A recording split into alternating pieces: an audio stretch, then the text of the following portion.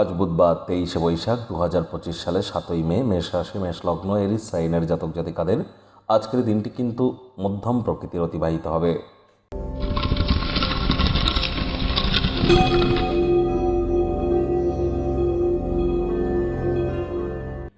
ভিডিওটির শুরুতেই স্ক্রিনে আপনারা দেখতে পাচ্ছেন বুধ গ্রহের বীজ মন্ত্র ওম ব্রাং ব্রিং ব্রং স বুধায় নমঃ।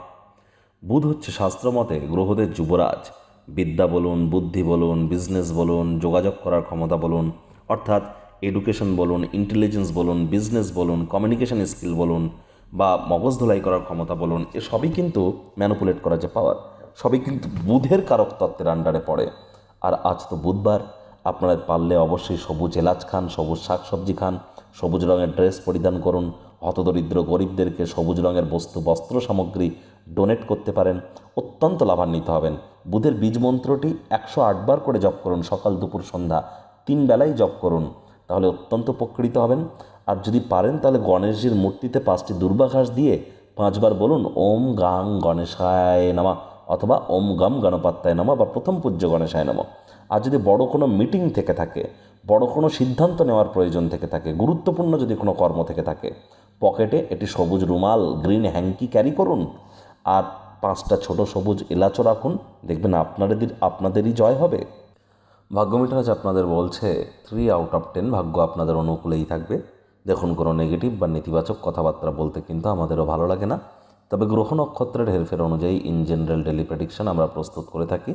যাদের চন্দ্র রাশি মেষ, এই গণনা তাদেরই কিন্তু অধিকাংশ ক্ষেত্রে খাটবে, আর যাদের মেষ লগ্ন তাদের কিন্তু আংশিক খাটতে চলেছে।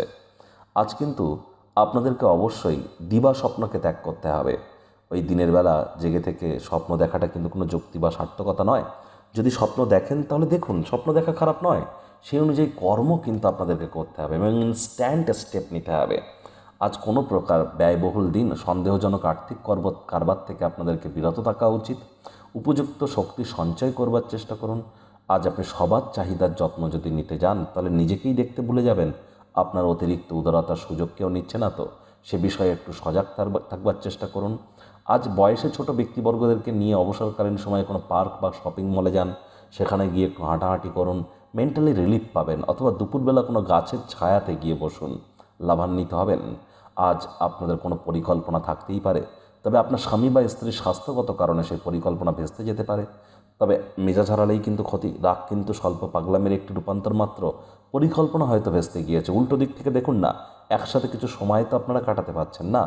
এ সময় কিন্তু মুখে একটি প্রাণোচ্ছল প্রাণবন্ত হাসি আপনাদেরকে রাখতে হবে, তা না হলে কিন্তু দিনটি মাটি হতে পারে। ভালোবাসার মানুষের চরিত্র নিয়ে সন্দেহবাতিক যেন হবেন না। সন্তান সন্ততিদের দিকে কঠোর সজাগ দৃষ্টি বজায় রাখুন। হাউস ওয়াইফরা দিনের শুরুটা তাড়াতাড়ি করুন। চাকরিজীবীদের কম কথা বলে কাজ বেশি করতে হবে। রাজনীতিবিদদের জনসংযোগ বৃদ্ধি করতে হবে। পরিবারের পরিবেশ এক প্রকার ঠিকঠাক থাকবে।